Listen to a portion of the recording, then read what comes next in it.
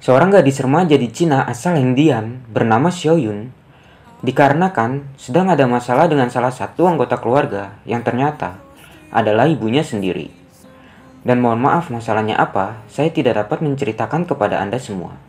Karena ini masalah keluarga mereka. Jadi, saya tidak berhak mengumbar masalah mereka. Dan karena saya juga sebenarnya tidak tahu masalah sebenarnya keluarga mereka.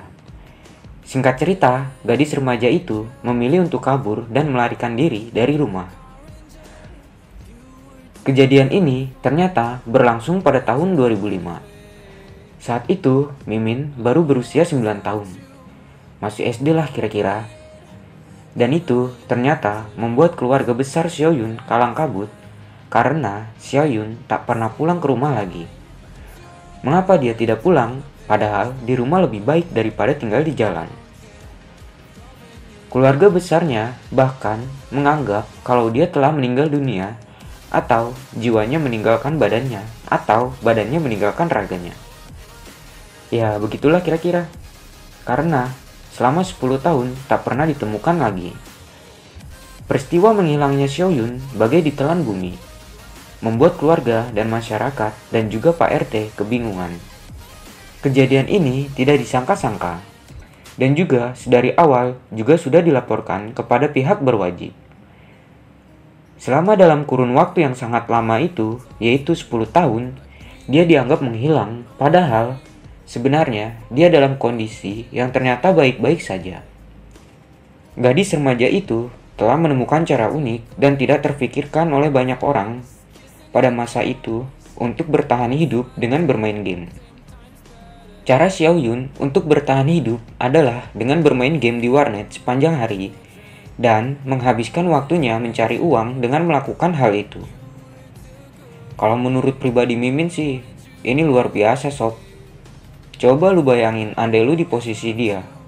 Mungkin alternatif untuk mendapatkan uang yang ada di kepala kita adalah dengan mencuri. Tapi gadis itu tidak. Ketika bermain game, Xiaoyun selalu menyembunyikan identitasnya. Dia selalu menggunakan identitas palsu dan menawarkan dirinya untuk menjadi rekan atau partner dalam bermain game kepada pemain lainnya dengan cara dibayar. Sungguh brilian idenya. Kenapa Mimin bilang brilian? Ingat sob, ini terjadi di tahun 2005. Orang gila macam apa yang mau membayar orang lain untuk bermain game bersama? Dan itu terjadi.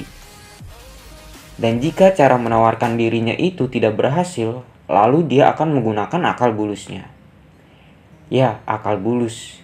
Itu istilah yang digunakan di tempat Mimin untuk sebutan bagi orang-orang yang cerdik mengerjai orang lain. Tapi untuk subbreaker Mimin, saran Mimin janganlah menggunakan akal yang luar biasa itu digunakan untuk mengerjai atau menipu orang lain. Itu tidak baik. Ingat sob, kata Rhoma Irama. Begadang jangan begadang, kalau tiada artinya. Begadang boleh saja, kalau ada perlunya. Dan juga karena kebutuhan perut sangat diutamakan, dengan kelakuan akal-akalannya, terkadang dia sengaja menantang pemain game lainnya yang dianggapnya masih lemah untuk diajak bermain game secara taruhan agar mendapatkan uang.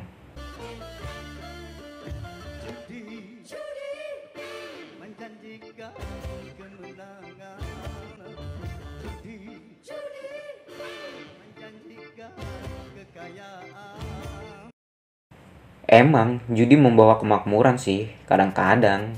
Tapi ya kalau bisa sih jangan judi lah. Lagi corona soalnya. Nanti Tuhan makin benci sama lu orang. Kan bahaya. Makin lama lagi aja corona. Tetap ikuti anjuran pemerintah ya. Lanjut ke alur ceritanya. Dalam permainan, gadis remaja itu yang memang skillnya bisa dikatakan jago atau lumayan lah. Bukan asal-asalan kayak bocil yang suka menghancurkan jalannya permainan. Maaf ya buat bocil yang kiranya agak tersinggung dengan omongan gua. You can know lah kalau bocil pro player mah gak bakalan tersinggung dengan omongan gua. Karena pemain yang masih lemah itu bisa dikalahkan dia dengan mudah. Maka uang pun selalu mengalir ke dompetnya. Sebenarnya sih gue juga nggak tahu tuh duit ngalir kemana. Cuma ya udahlah ya, kita anggap aja tuh duit masuk ke dompet abang-abang warnet. Sebentar. Itu duit kan dia dapat dari akal-akalan ngelabui bocil. Terus duitnya digunain kembali untuk main warnet. Berarti benar dugaan gua. Buat lu yang lagi nonton video gua di warnet, saran gua mending lu pulang dah. Kasian mak lu nyariin itu duit yang lu betak dari mak lu buat bayar kreditan panik shop.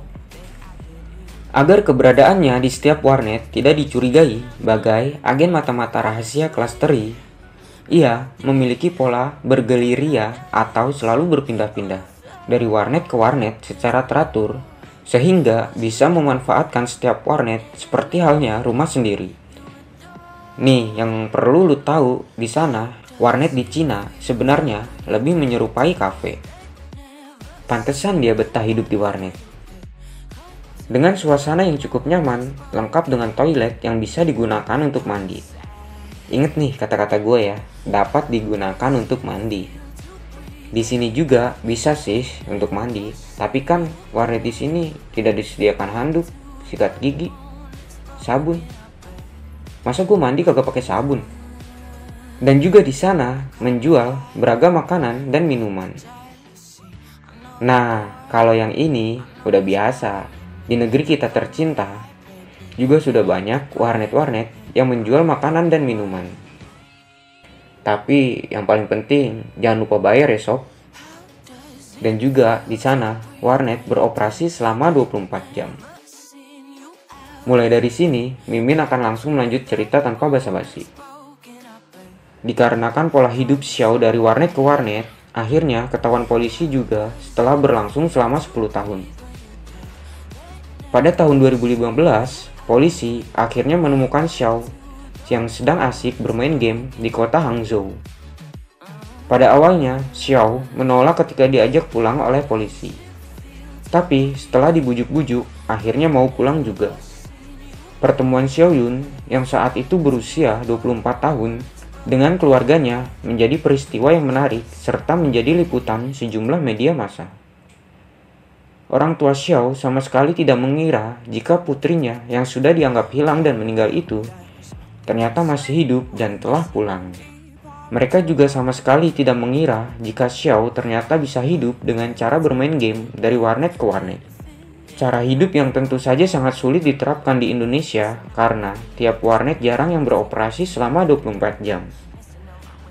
Apalagi warga tiap RT juga berhak untuk melakukan kontrol pada warnet yang jam bukanya sampai jauh malam.